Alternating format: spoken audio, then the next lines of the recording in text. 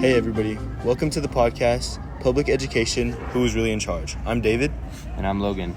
Today on the show, we're exploring a question students barely even ask themselves. Who's really in charge of our schools? Yeah, we already discussed how the states, the federal government, and the local level get involved. But how does it work at the district level? Exactly. Your independent school district, or ISD, directly affects your school life on a daily basis so much. They actually have a say in policies, the budget, and even kinds of changes they can rally for. Okay, let's start. Starting on how your ISD creates rules for your school. You ever wonder why your school dresses a certain way? Why some schools permit phones in class or some do not? That's what's up to the ISD. Each ISD has a school board, a group of elected members who vote on behalf of all of the schools in the district. And the choices can vary for when schools start and what is served in the cafeteria. And the fact is, one district can have totally different regulations from another. That's why schools just a few miles away from each other can have totally different policies. Exactly. So if you ever hear that a school rule has changed, it probably began with a vote at the school board meeting. And the best part is, students do have a say in what goes in school. That's right. That's where student government steps in.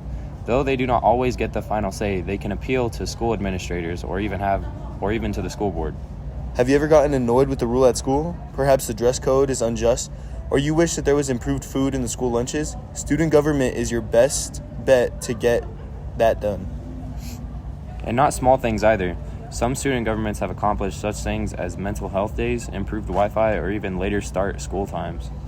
The thing is, students who do something and get their voices out there can really make a change.